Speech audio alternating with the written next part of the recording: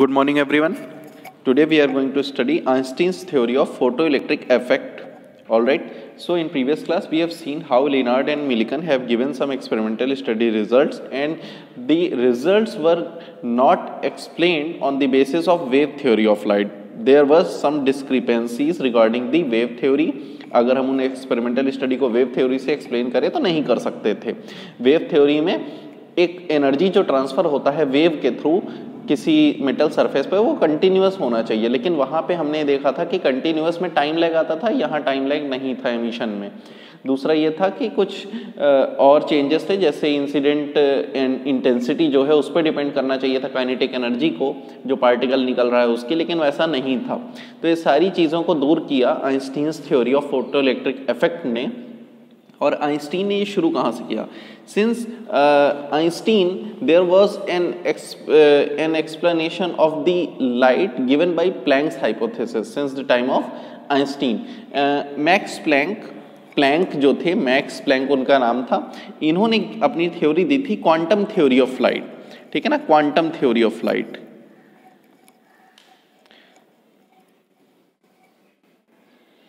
तो quantum theory of light में उन्होंने कहा था कि लाइट जो है वो छोटे छोटे एनर्जी पैकेट्स से मिलके बनी होती है.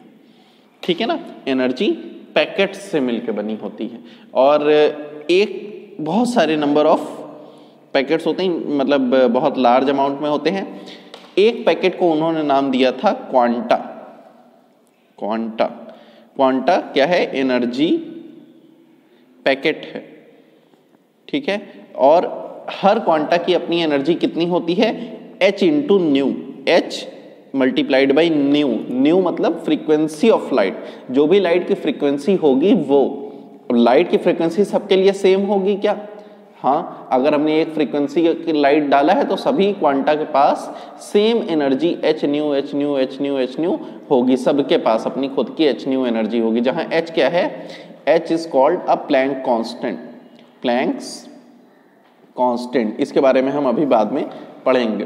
ठीक है, तो प्लैंक्स कांस्टेंट है multiplied by the frequency of light. ये हर क्वांटा के पास होता है. ये आइंस्टीन ने इसी थ्योरी का इस्तेमाल किया कि मान लीजिए कि लाइट जो है ये क्वांटा से मिलके बनी हुई है. लाइट में बहुत सारे पार्टिकल है जो एज्यूम्ड पार्टिकल है. क्वांटा के बारे में अभी हम बहुत ज़्यादा स्टडी करेंगे जब हम अगला टॉपिक पढ़ रहे होंगे. तो फिलहाल उन्होंने कहा कि रेडिएशन, आइंस्टीन ने कहा कि रेडिएशन ट्रेवल्स, क्योंकि प्लैंक पहले एक्सप्लेन कर चुके थे, आइंस्टीन ने केवल उसको यूज किया.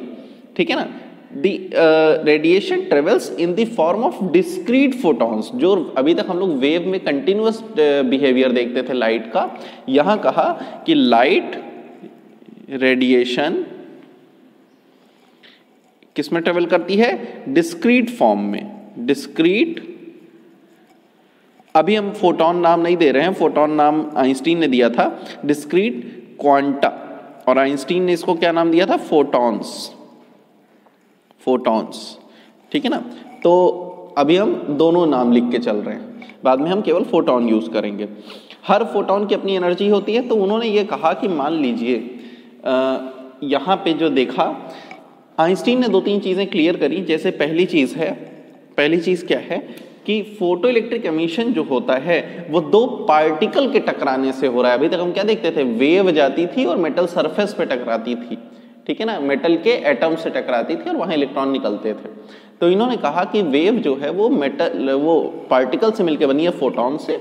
और कहा कि मान लीजिए ये मेटल सरफेस है. जैसे मैं एक मेटल सरफेस ड्रॉ करूं अगर, ठीक है, ये हमारा मेटल सरफेस है. ठीक है, इस सरफेस में हमने एक फोटॉन एमिट किया. मान लीजिए एक फोटॉन ऐसे आया, ये फोटॉन ऐसे चलते हुए यहाँ आया और ये ऐसे टकराया. मैंने कहा ना, हर फोटॉन को कितनी एनर्जी होती है? h new. ठीक है, एक फोटॉन के पास इतनी एनर्जी थी, h न्यू.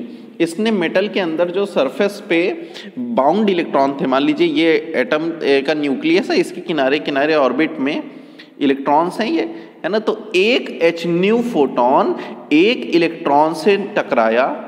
ठीक है ना, उसने अपनी एनर्जी उस एक इलेक्ट्रॉन को दी. अब आपको याद होगा कि अगर ये न्यूक्लियस है, इसके ऑर्बिट में ये ऑर्बिट में इलेक्ट्रॉन्स हैं, मान लीजिए ये ऐसे नंबर ऑफ इलेक्ट्रॉन्स हैं, यहाँ पे हैं, अलग अलग ऑर्बिट में है, तो हर इलेक्ट्रॉन अपनी ऑर्बिट के कारण कुछ एनर्जी कंटेन किए होता है और इसमें ट्रेवल कर रहा होता है। हर इलेक्ट्रॉन की अपनी एक आयनाइजेशन एनर्जी होती है, जितना एनर्जी उसको मिलने के बाद वो इलेक्ट्रॉन यहाँ से निकल जाता है, आयनाइज हो जाता है, ठीक है। तो एच न्यू अगर उस आयनाइजेशन एनर्जी से ज़्यादा है तो एच न्यू एक इलेक्ट्रॉन से टकराएगा और एक इलेक्ट्रॉन को क्या करेगा, बाहर निकालेगा, एक इलेक्ट्रॉन को बाहर निकाल दिया, ठीक है ना। ये इलेक्ट्रॉन क्या कहलाया, फोटो इलेक्ट्रॉन कहलाया, क्योंकि लाइट के कारण निकला, ठीक है। यानी एक फोटोन ने एक इलेक्ट्रॉन पे ही टक्कर दी, दूसरे इलेक्ट्रॉन को डिस्टर्ब नहीं किया। अब देखिए एच न्यू एनर्जी उसके पास टोटल थी, टोटल एनर्जी कितनी थी, एच न्यू फोटोन के पास एनर्जी थी, उस एच न्यू में से कुछ हिस्सा एनर्जी का वो कहाँ चला गया, इलेक्ट्रॉन को निकालने में। और जितना इलेक्ट्रॉन को उसके मेटल सरफेस से निकालने में एनर्जी लगती है, मिनिमम एनर्जी, उसको क्या कहते हैं, वर्क फंक्शन। तो इसको मैंने रिप्रेजेंट किया W0 से, ये मैंने पहले ही बता दिया वर्क फंक्शन क्या होता है। और एच न्यू में से अभी पूरी एनर्जी नहीं निकली है, एच न्यू का कुछ पार्ट W0 है, बाकी बची हुई एनर्जी कहाँ जाएगी, एक एच न्यू मतलब एक फोटोन एक ही इलेक्ट्रॉन पे काम करता है तो उसको निकालेगा और नेक्स्ट उसको बची हुई एनर्जी अपनी किस फॉर्म में देगा, काइनेटिक एनर्जी के फॉर्म में। यानी उसी इलेक्ट्रॉन को बची हुई एनर्जी किस फॉर्म में मिलेगी, काइनेटिक एनर्जी के फॉर्म में।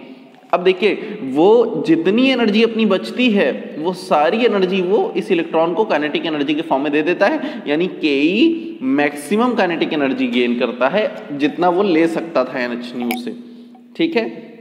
तो ये एक इक्वेशन आइंस्टीन ने क्लियरली पार्टिकल के लिए बोली कि अगर ये पार्टिकल बिहेव ऐसा होता है तो ये तो पहली बात आइंस्टीन ने बोली। दूसरी बात, एक और चीज हमको पता है ना कि बाउंडेड हैं तो हर बार कुछ एक एनर्जी चाहिए, तो ये दूसरी बात यही चीज थी कि बाउंडेड इलेक्ट्रॉन को निकालने के लिए जो एनर्जी चाहिए होती है that is work function. Einstein ने दूसरी चीज क्या बताया, W0 के बारे में। अब तीसरी चीज उन्होंने क्या बोला, आइंस्टीन ने तीसरी चीज ये बोला कि हर photon, each photon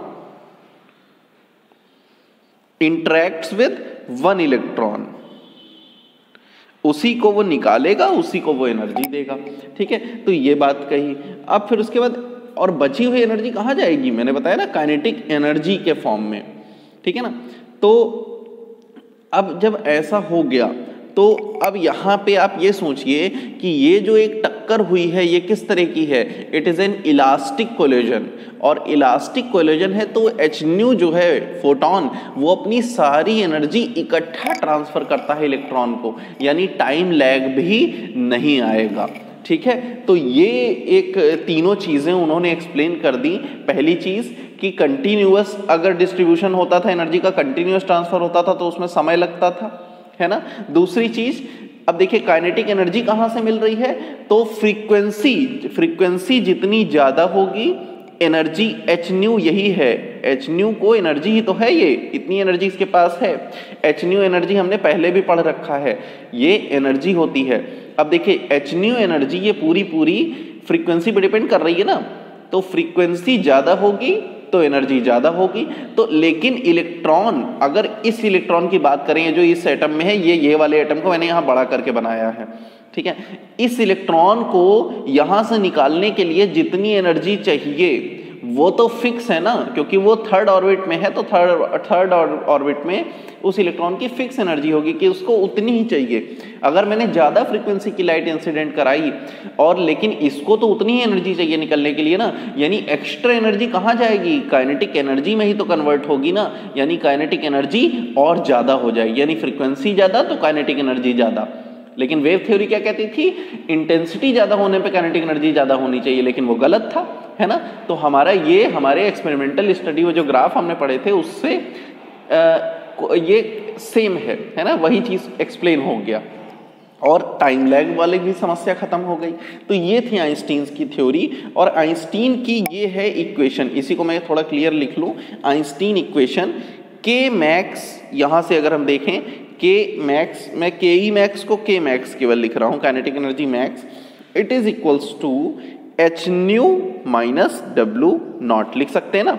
this is the Einstein's photo electric equation, ठीक है, आइंस्टीन की फोटो इलेक्ट्रिक इक्वेशन। अगर हम इसको और थोड़ा ज्यादा क्लियर करें तो यहाँ पे अब देखिए काइनेटिक एनर्जी मैक्सिमम यानी वेलोसिटी मैक्सिमम उस इलेक्ट्रॉन के पास, so we can write K max can be written as half m v max square, जहां वो मैक्सिमम वेलोसिटी है जो उसने गेन की। अब इसके बाद ये इक्वल है एच न्यू। मान लीजिए मैं उतनी ही एनर्जी देता, यानी उतनी ही फ्रीक्वेंसी की लाइट यूज करता जितना डब्ल्यू नॉट एनर्जी देने के लिए काफी रहता, यानी ठीक इलेक्ट्रॉन को निकालने के लिए उसको वेलोसिटी नहीं देना है।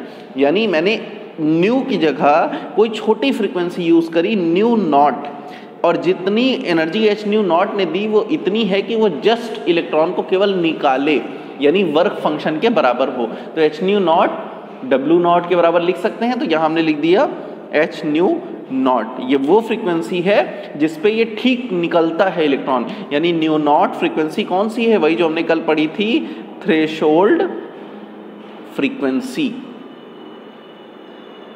ठीक है।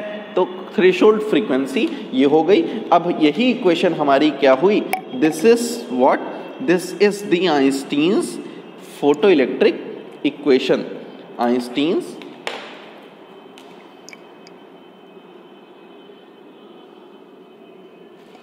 Photo electric equation.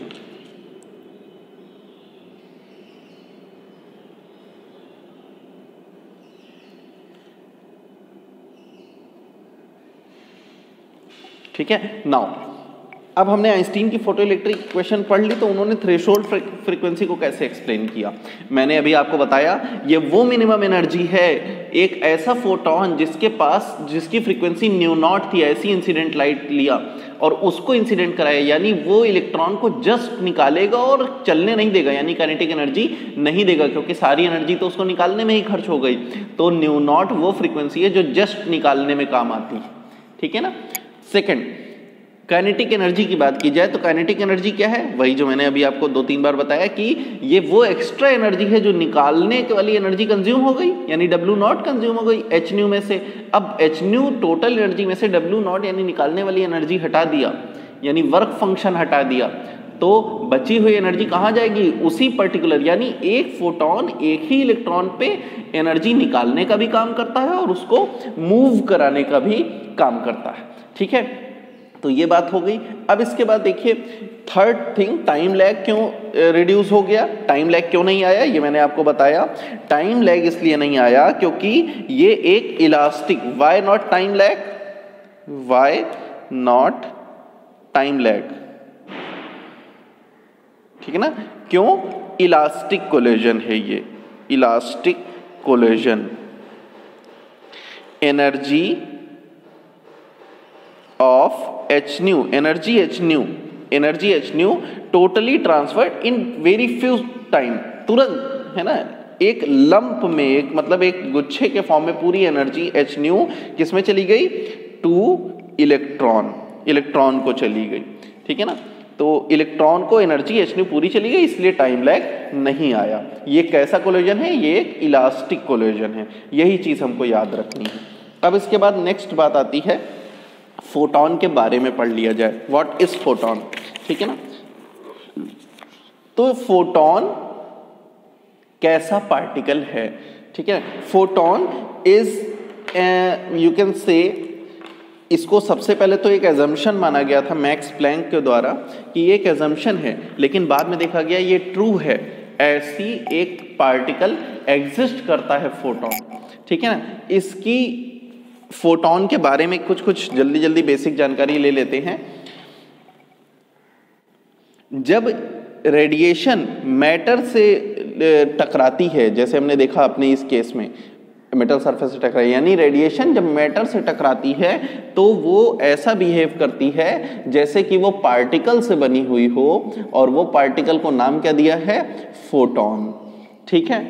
हर फोटोन, फर्स्ट अगर मान लीजिए रेडिएशन की फ्रीक्वेंसी न्यू है, ठीक है, so each photon has energy कितनी होगी,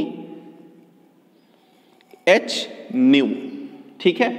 मोमेंटम कितना होगा, चूंकि देखिए पार्टिकल की तरह बिहेव कर रहा है तो मोमेंटम भी होगा फोटोन के पास, ठीक है। कितना होगा, p equals to h nu by C, E by C होता है ना एनर्जी बाई सी, ठीक है ना।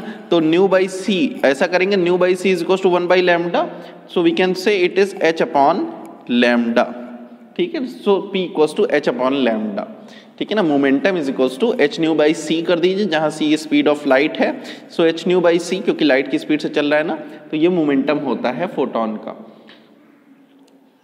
यानी एक फ्रीक्वेंसी के लिए जितने नंबर ऑफ फोटॉन्स हैं एक रेडिएशन में, वो सभी के पास सेम एनर्जी होगी, ठीक है ना, सेम एनर्जी होगी ना। और ये रेडिएशन की इंटेंसिटी पे डिपेंड नहीं करती, इंटेंसिटी एम्पलीट्यूड से रिलेटेड है, ठीक है ना, ये फ्रीक्वेंसी से रिलेटेड है। अब देखिए फोटॉन होते कैसे हैं, इलेक्ट्रिकली न्यूट्रल होते हैं, इलेक्ट्रिकली न्यूट्रल होते हैं। क्या कभी किसी लाइट को इलेक्ट्रिक या मैग्नेटिक फील्ड में बेंड होते आपने देखा है, नहीं होती है, ठीक है ना। So not deflected by electric और मैग्नेटिक फील्ड, ठीक है। थर्ड और क्या हो सकता है,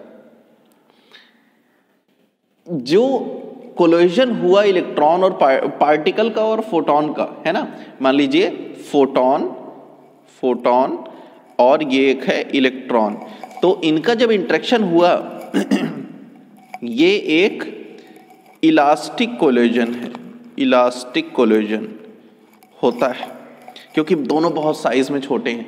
क्योंकि इलास्टिक कोलिजन होता है तो टोटल एनर्जी कैसी रहने वाली है, टोटल एनर्जी कंजर्व्ड रहने वाली है, ठीक है, ये बात हो गई। और अब देखिए एक जो सबसे इंपॉर्टेंट टॉपिक पॉइंट है वो याद रखिएगा, 5 या 50 या 5 lakh photons, number of photons number of electrons से टकराए, ये टक्कर होने के बाद रे आगे बढ़ी, यानी जो लाइट रेडिएशन है ये जो आ रही थी, जो फोटॉन से मिलकर बनी हुई है, आगे बढ़ी। तो जरूरी नहीं है कि टक्कर के बाद भी नंबर ऑफ फोटॉन्स वो उतने ही रहेंगे जो टक्कर के पहले थे। Number of photons are not conserved. क्यों? क्योंकि कुछ फोटॉन अपनी एनर्जी लूज करेंगे, कुछ नए फोटॉन बन सकते हैं एनर्जी से, है ना। तो इस वजह से नंबर ऑफ फोटॉन्स कंजर्व नहीं होते हैं एक पार्टिकल और फोटॉन के टकराने में, ठीक है। तो ये बात हो गई।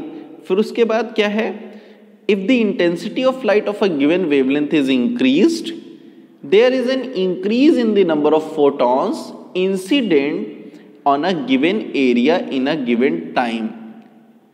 ध्यान से सुनिए, जब हम इंटेंसिटी ऑफ लाइट इंक्रीज करते हैं, इंटेंसिटी ऑफ लाइट को बढ़ाया, एरो ऊपर मतलब बढ़ाया, तो क्या दिया, number of photons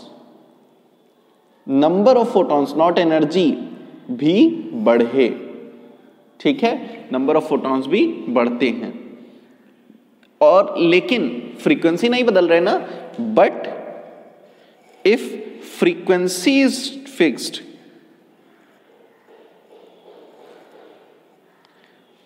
number of energy of photon will be, energy of each photon will be fixed, उतनी ही रहेगी जितनी थी। मतलब फ्रीक्वेंसी को फिक्स रखते हुए इंटेंसिटी को बढ़ाया तो नंबर तो बढ़ गए, उनके संख्या बढ़ गई, लेकिन उनकी इंडिविजुअल की हर एक की जो फ्रीक्वेंसी जो एनर्जी थी वो सेम रही, उतनी ही रही, ठीक है ना। तो ये कुछ बेसिक चीजें हो गई फोटॉन्स के बारे में। अब देखिए ये फोटॉन्स का बिहेवियर कहाँ पे देखा गया, फोटोइलेक्ट्रिक इफेक्ट दिखाता है। कॉम्पटन इफेक्ट एक होता है जिसमें हम करते क्या हैं, एक्स रेज को, एक्स रे होती है ना, एक्स रेज को इलेक्ट्रॉन पे टक्कर कराते हैं, इलेक्ट्रॉन्स पे इंसिडेंट करते हैं, ठीक है ना। तो हम ये पाते हैं कि उस एक्स रे की जो वेवलेंथ, जो मान लीजिए एक्स रे है तो बहुत हाई एनर्जी है, यानी फ्रीक्वेंसी ज़्यादा है तो वेवलेंथ कम होती है बहुत, तो उसकी वेवलेंथ थोड़ी सी बढ़ जाती है इलेक्ट्रॉन की टक्कर के कारण। वेवलेंथ कैसे बढ़ गई, एनर्जी घट गई, यानी उसने थोड़ी सी एनर्जी किसको दे दिया, इलेक्ट्रॉन को दे दिया, तो ये कॉम्पटन इफेक्ट होता है, ठीक है। तो ये बात हो गई हमारी।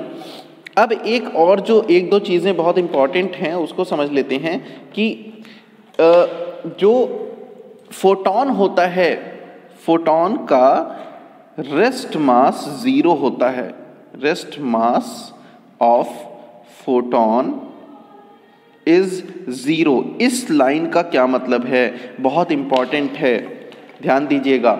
रेस्ट मास 0 का मतलब है कि अगर आपको खड़ा करके तौला जाए, ठीक है ना, या किसी मटेरियल को, तो उसका वजन नहीं आएगा, 0 वजन बताएगा।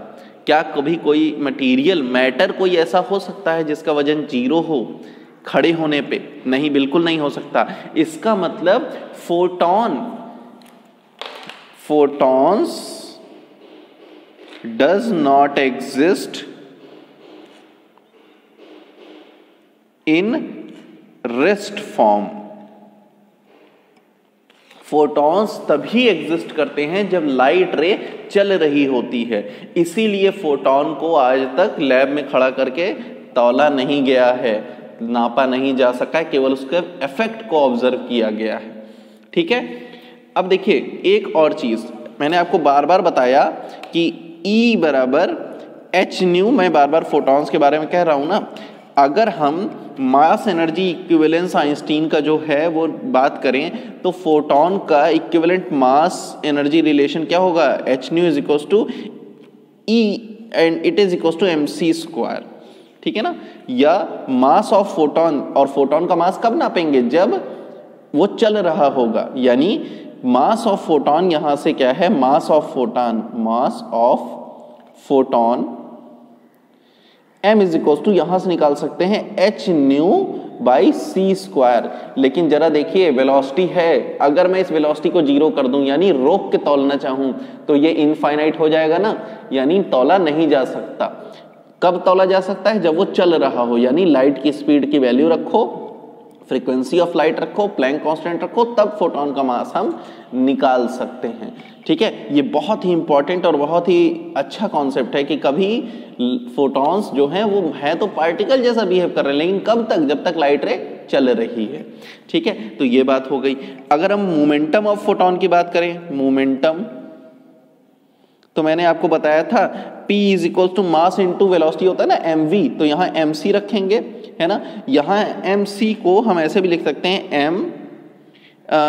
एम सी स्क्वायर कर दें और c से डिवाइड कर दें, है ना, और एम सी स्क्वायर की जगह एच न्यू रख दें, एच न्यू, तो एच न्यू बाई सी, सी से मल्टीप्लाई एच न्यू बाई सी, ठीक है ना। तो ये फॉर्मूला मैंने पहले भी आप लोग को बताया था, आज ही अभी, ठीक है ना। तो P equals to H nu by C से हम इसका वो निकाल सकते हैं, और इसकी वैल्यू हम एक और चीज रखते हैं, nu by c, frequency upon velocity, c equals to nu lambda होता है, velocity equals to frequency into lambda, तो हम यहां से रख सकते हैं एच अपॉन लैम्डा, ठीक है ना।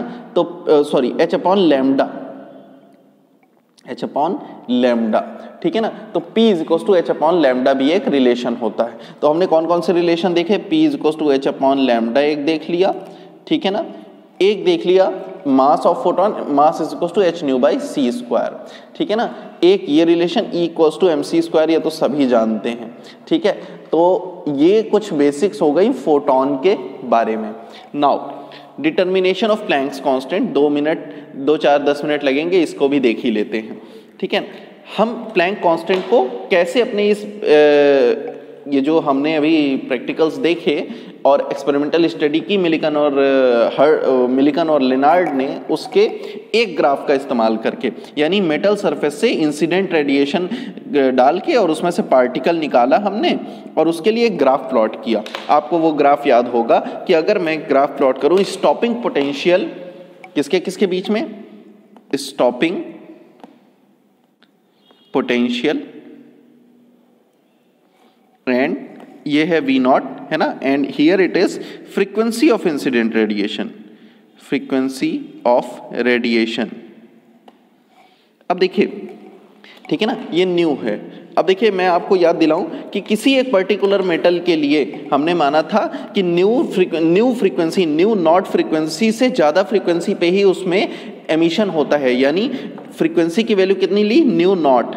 अब यहाँ से ये इलेक्ट्रॉन्स निकलना शुरू हुए उस मेटल सरफेस से। अब जैसे जैसे हम अपना ये फ्रीक्वेंसी बढ़ाते जाते हैं वैसे वैसे एनर्जी, काइनेटिक एनर्जी बढ़ती जाती है, क्योंकि पार्टिकल तो एक बार निकल गए, है ना। अब उनको ज़्यादा, जितना ज़्यादा फ्रीक्वेंसी उतना ज़्यादा काइनेटिक एनर्जी, और उनको रोकने के लिए जो पिछले में उसको याद करिए, पिछले टॉपिक को, एनोड प्लेट पे आने से रोकने के लिए हमने स्टॉपिंग पोटेंशियल बढ़ाते गए।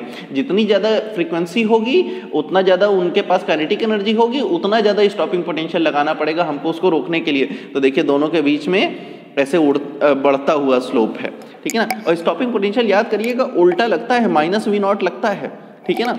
अब देखिए यहाँ पे एक कितना एनर्जी हमको देनी पड़ी थी उसको निकालने के लिए।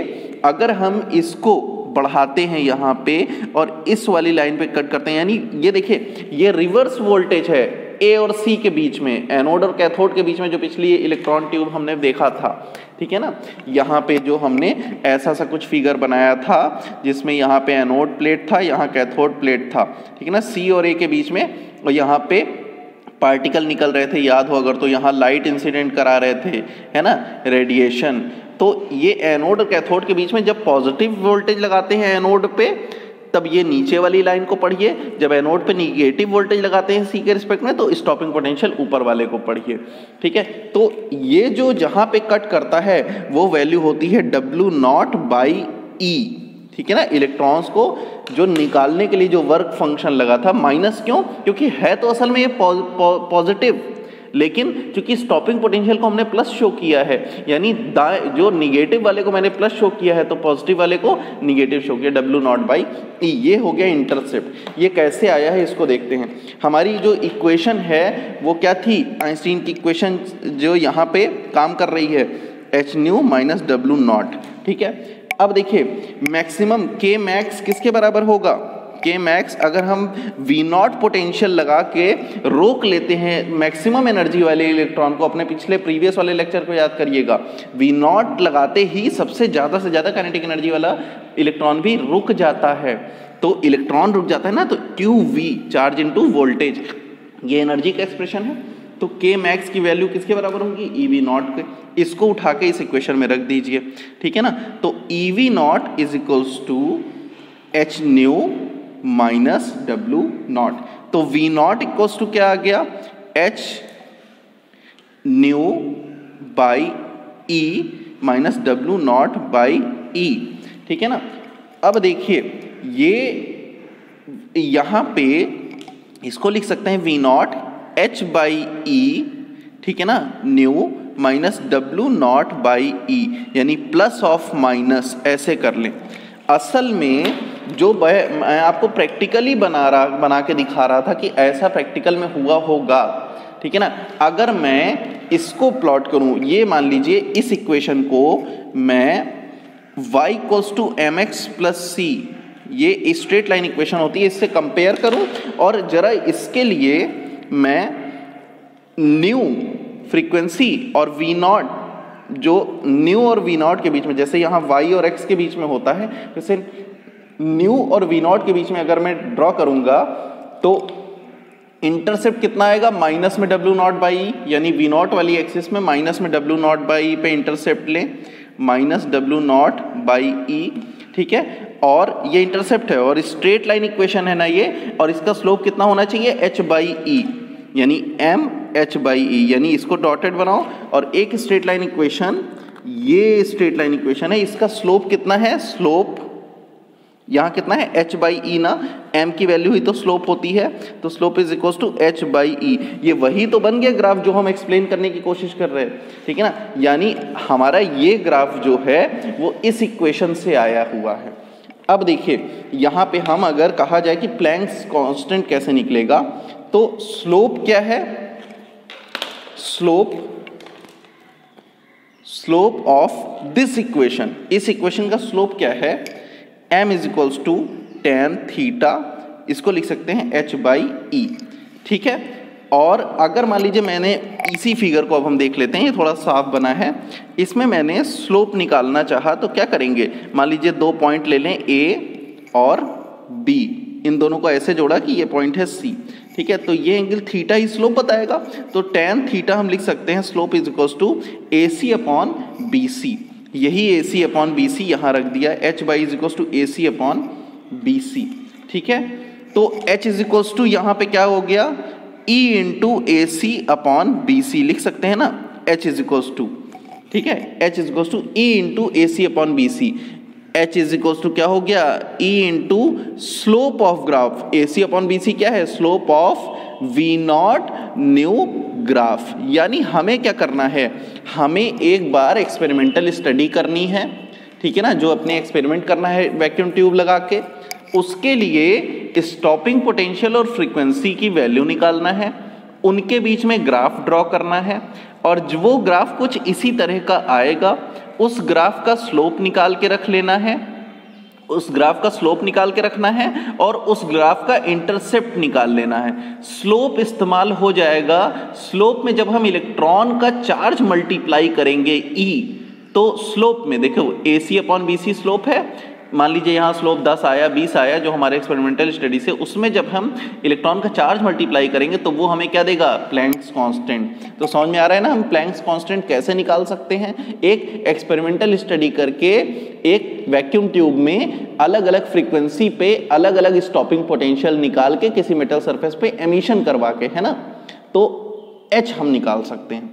अब दूसरा, अगर हमसे कहा जाए वर्क फंक्शन निकालो, तो इंटरसेप्ट निकाल लो इसका, है ना, इसी ग्राफ का वही एक्सपेरिमेंट किया, न्यू के लिए अलग अलग V0 निकाला, जो इंटरसेप्ट हुआ W0, तो यहां से इंटरसेप्ट क्या होगा, इंटरसेप्ट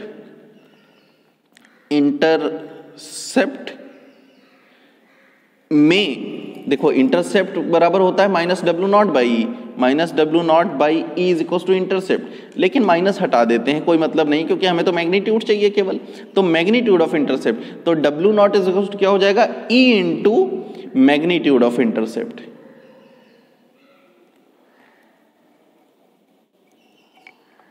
ठीक है। तो इस तरह से हम वर्क फंक्शन भी निकाल सकते हैं, यानी हमें एक वैक्यूम ट्यूब लेना है, उसमें एक्सपेरिमेंट करना है, और अलग अलग न्यू पे अलग अलग V0 लेना है, फिर एक ग्राफ प्लॉट करना है, उस ग्राफ का स्लोप निकालना है, तो स्लोप काम आएगा H निकालने के, उस ग्राफ का इंटरसेप्ट Y एक्सिस पे वर्टिकल एक्सिस पे देखना है, तो वो हमारे किस काम आ जाएगा, W0 निकालने के, ठीक है। बस इतनी सी बात थी प्लैंक्स का कांस्टेंट और वर्क फंक्शन निकालने का तरीका। Alright, thank you.